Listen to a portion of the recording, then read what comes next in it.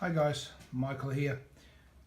I just want to show you my version of a simple and relatively inexpensive system for sharpening planes or hand plane irons as well as chisels.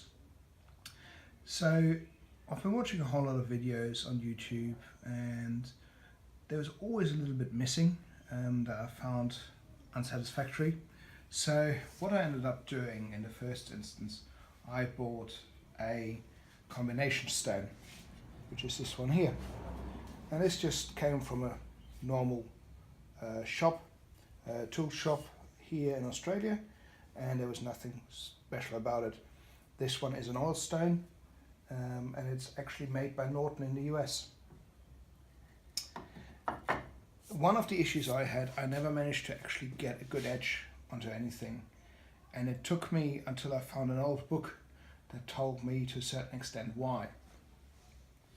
As a result, since then I found out that on modern whetstones or combination oil stones, the coarse side is only a 90 grit and the smooth side or the fine side is 300 grit.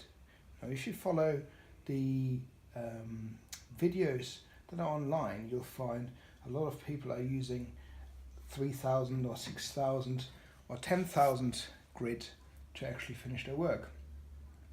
So the question was, okay, how can we improve on that? And there's a couple of different options. One thing that I've seen, a lot of people seem to be using glass plates to create a nice flat surface, but I don't really like having glass in the workshop. So as a result, I just went down to the local headstone or memorial maker, and they gave me a piece of polished granite for free, and that made my life quite easy because I know it's true, it's flat, and I can actually put sandpaper of any grit onto that with a bit of water, and it sticks quite nicely. Now in my case, I thought, okay, I would really like to go with a whetstone as well.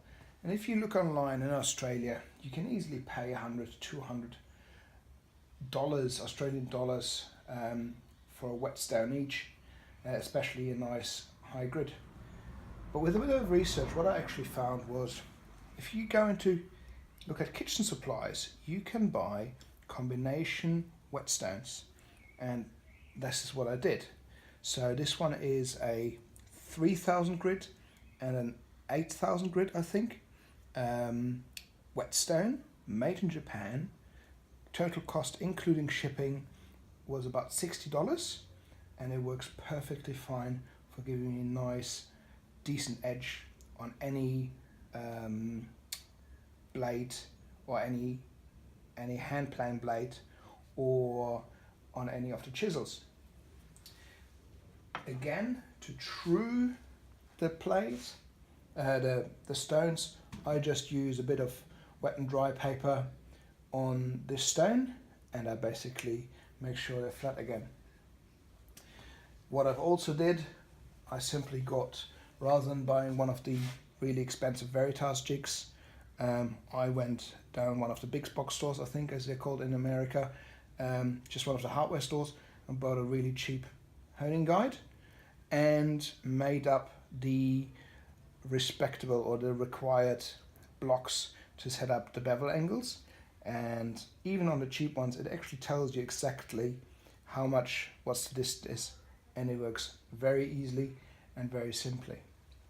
One thing that a friend told me, who's a carpenter and a cabinet maker, is if you have an oil stone with a coarse side, this should only be used ever, really, if you have any major dents or breakouts in the in your blade.